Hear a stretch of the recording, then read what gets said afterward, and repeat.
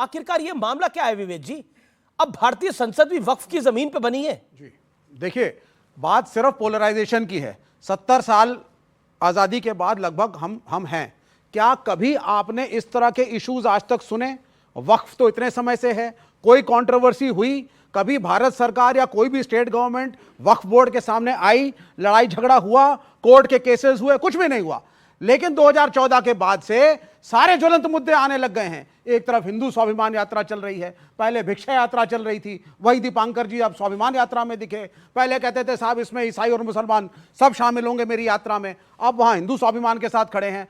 वक्फ का issue political issue है, इसके अतिरिक्त कुछ भी नहीं है। मैंने जो प्रश्न पूछा मैं बड़ा क्लियर कह रहा क्या हूं। भारतीय संसद वक्फ की जमीन पे बना हुआ है, ऐसा जो बोल रहे हैं, और आपके इंडिया अलायंस के दर उसका साथ दे रहे हैं, आप उसके साथ हैं, उसके खिलाफ है? सीधा और सपाट सवाल है, सीधा सपाट जवाब चाहूंगा इसके ऊपर। बदरुद्दीन अजमल जी ने अगर इस इशू को उठाया है तो पहले तो उनकी ड्यूटी बनती है कि वो कागज प्रस्तुत करें कि है या नहीं है, और अगर है भी तो कोई कंट्रोवर्सी की बात नहीं है। वक्फ ने कभी भी ऐसा कोई काम नहीं किया जो भारत सरकार और भारत के खिलाफ। ठीक है, एक एक करके मैं आता हूं अश्विनी उपाध्याय आपके पास। भारतीय संसद वक्फ की जमीन पर है, इसके मायने क्या है कहने के? देखिए, 4 साल पहले इस पर बहुत कम चर्चा होती थी। हम लोगों ने इसको जब चैलेंज किया तब इस पर चर्चा शुरू हुई। हमारा ये कहना है ना बाइबल से ना कुरान से भारत चलेगा, बाबा साहब के संविधान से, और कानून एक होना चाहिए। बड़ी सीधी सी बात है। हिंदू दान करते हैं, क्रिश्चियन चैरिटी कहते हैं, मुस्लिम उसी को वक्फ कहते हैं। इसलिए हमारा ये कहना है कि अगर वक्फ ट्रिब्यूनल है फिर तो हिंदू ट्रिब्यूनल भी होना चाहिए, जैन ट्रिब्यूनल भी होना चाहिए, बौद्ध ट्रिब्यूनल भी होना चाहिए, यहूदी ट्रिब्यूनल भी होना चाहिए, बहाई ट्रिब्यूनल भी होना चाहिए, सिख ट्रिब्यूनल भी होना चाहिए, और नहीं तो सबका मुकदमा कोर्ट में चलना चाहिए। एक व्यक्ति के लिए अलग से ट्रिब्यूनल, एक व्यक्ति के लिए अलग से बोर्ड, ऐसे नहीं चल सकता। बड़ी सीधी सी बात है।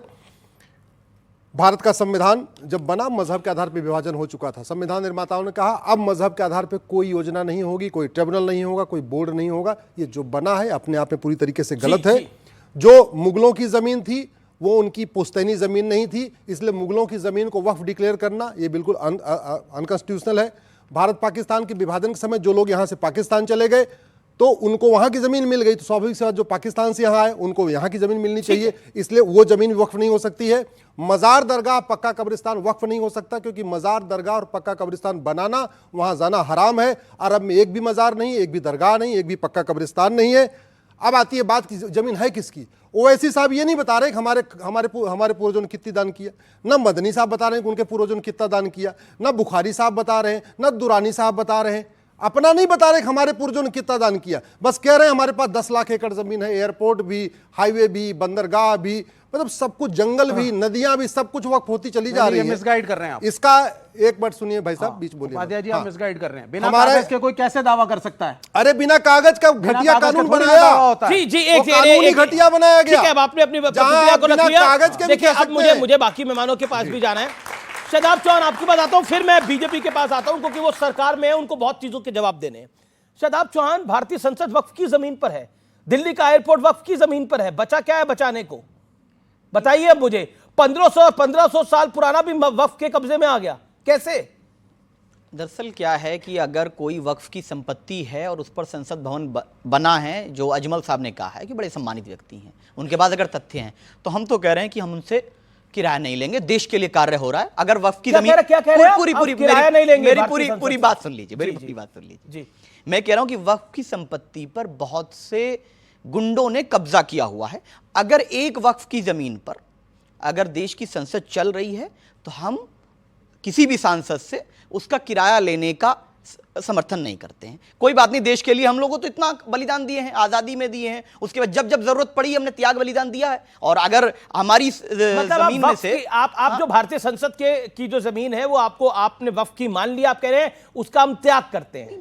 हमने कहा कि अगर अजमल किराया भी नहीं लेंगे। अगर अजमल साहब जैसे सम्मानित व्यक्ति जो देश की सदन में रहे हैं, उन्होंने अगर ये साक्ष्य रखे, उनके पास अगर साक्ष्य हैं, तो हम इस बात को कह रहे हैं कि हम उसमें ये मान लेंगे कि चलिए देश की सेवा के लिए कोई कार्य हो रहा है। भारतीय संसद जिस जमीन पे बना हुआ है वो किसने जानकारी, इन लोगों को तो हक है ना जानने का, हम सबको तो हक है जानने का। मैं वही, कि जिस जमीन पर आप किराया नहीं ले रहे, इतना बड़ा उपकार कर रहे हैं देश के मैं ऊपर, वही हक तो कह रहा जानने हूं का। अमीर जी, वही तो कह रहा हूं कि जिस माननीय सांसद ने, जो पूर्व सांसद हैं, उन्होंने इस विषय को रखा है। हमने कहा जब उन्होंने रखा है, उन जैसा सम्मानित व्यक्ति किसी साक्ष्य के आधार पर ही बात करेगा, और अगर उनके पास साक्ष्य हैं, सामने आते हैं, तो हम ये मानेंगे दिल्ली एयरपोर्ट पे फ्लाइटें लैंड हो पाएंगी कि नहीं हो पाएंगी, क्योंकि वो भी जमीन आपकी है। देश की सेवा के लिए तो चलेगा। देश की सेवा के लिए, देश सेवा सर्वोपरि है।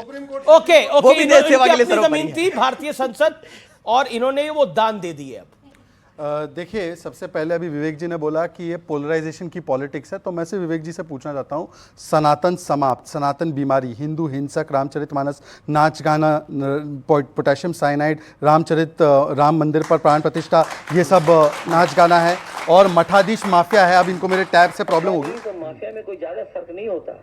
मठाधीश और माफिया में मठाधीश को कोई माफिया बोल देता है, मदरसे को कुछ नहीं बोलता। ये पोलराइजेशन की पॉलिटिक्स नहीं है। सनातन को दो गाली ताकि मिले वोट बैंक की ताली। अब दूसरी बात पर आते हैं। देखिए, वक्फ के नाम पर बीबीसी पता है क्या है आपको? BBC not channel, BBC means भड़काओ भाईजान कमेटी काम पर। ये भड़काओ भाईजान कमेटी वक्फ के नाम पर काम पर। आप 1 साल पहले की अमीश जी की डिबेट यूट्यूब से निकालिए, 1 ईयर अगो, इसी डेट पे डालना अमीश सीए डिबेट, अमीश की सीए की डिबेट खुलेगी, फिर उसमें जाके सुनना। यही सब मान्यवर थे, और वो बोलते थे नागरिकता कानून आएगा, ये मुसलमानों की नागरिकता छीन जाएगी। नागरिकता कानून आया, एक्को की नागरिकता नहीं गई। अब वक्फ कानून आ रहा है तो बोले वक्फ के नाम पे मस्जिदें छीन जाएगी। ये वही पोलराइजेशन पॉलिटिक्स है। गलत कह रहे हैं। मेरी बात पूरी हो जानी, वो पॉइंट था ही नहीं है। मेरी पूरी बात होगी, आप विस्फोट मेरी बात कर हो रहे हैं। जानी दीजिए विवेक जी, आई रिक्वेस्ट यू। तीसरी बात, आपने पार्लियामेंट की बात की।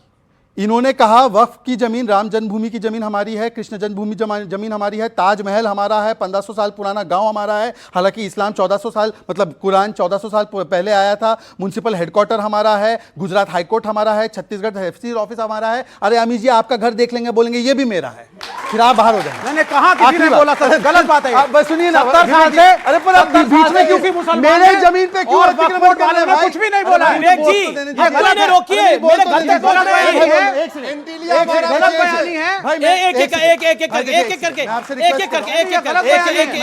70 साल से किसने बोला? विवेक जी से रिक्वेस्ट भी नहीं, आप बताओ ना सर, किसने बोला 70 प्लीज साल विवेक में? जी, आज क्योंकि आप देख सकते हैं कि दिल्ली गैस चेंबर बन चुकी है, मेरी तबीयत भी थोड़ी खराब है, तो टैबलेट के साथ टैब के साथ टैबलेट भी खा रहा हूं, तो रिक्वेस्ट कर रहा हूं अपनी अपनी बारी में बोलिए, अपनी please। टर्न पे। आखिरी बात सिर्फ इतना कहना चाह रहा हूं कि ये वक्फ के संशोधन की प्रपोजल किसने दी? क्या अश्विनी उपाध्याय ने दी? नहीं।